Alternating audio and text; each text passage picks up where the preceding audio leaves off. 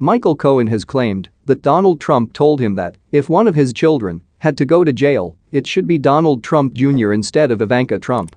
The former fixer and personal attorney to Mr. Trump made the claim on MSNBC on Saturday, telling the network that the former president requested that Cohen make sure that the eldest son took the blame if revelations about the family business prompted legal action to be taken against them.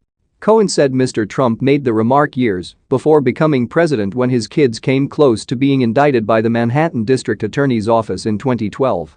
You may recall that there was the district attorney's case here for Trump Soho, where it was either Don or Ivanka was in very big trouble as a result of lying about the number of units that had been sold, Cohen told MSNBC.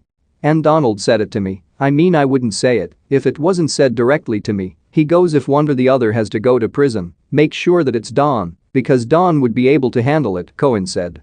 The pressure on the Trump Organization and the former First Family is rising due to the investigations into their business dealings and handling of the 6 January Capitol riot. New York Attorney General Letitia James has said that significant evidence showing fraud and valuing assets has been found in her investigation into the Trump Organization. Ms. James has moved to enforce subpoenas sent to Mr. Trump as well as Mr. Trump Jr. and Ms. Trump. The state attorney general has said that the children were closely involved in the transactions in question. The House Select Committee investigating 6 January has requested that Ms. Trump voluntarily give evidence to the panel. Cohen said there was not a chance that Mr. Trump would step in to shield either of his children from the probes. Donald cares only about Donald more than he would care about his children, Cohen said. He added that the chances of Mr. Trump Jr. or Ms. Trump working with either investigation are slim to none. Cohen served as Mr. Trump's personal lawyer and fixer for more than 10 years before becoming embroiled in a federal investigation into hush money payments to women who said they had had affairs with Mr. Trump in the 2000s. Cohen pleaded guilty to multiple crimes in 2018 that he committed while working for Mr. Trump. He was sentenced to 3 years in prison. Since then, he has cooperated in numerous probes into Mr. Trump and the Trump Organization. Ms. James has said that the New York Department of Justice has identified numerous misleading statements and omissions in financial statements used to get loans and to submit taxes. She is now trying to figure out who in the Trump family is responsible. I think there is no chance that Donald Trump didn't know absolutely everything that was going on, Trump biographer Michael D'Antonio told CNN earlier this week.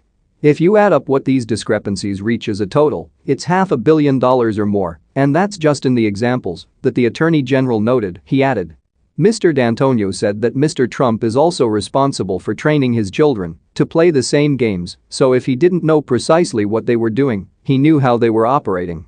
The key example of this, historically, was the Trump Soho case, where early in the sales, Ivanka Trump went out and said that 60% of the units were already committed to buyers, Mr. D'Antonio said. In fact, it was only 15% to 20%. She knew she was lying, she had to know she was lying. There was an investigation then, and the rules were different in terms of the informal rules of operation in New York at the time, and Trump wriggled out of that case. I don't think he can wriggle out of this one. Mr. Trump first showed off the building in 2006 on his TV show The Apprentice.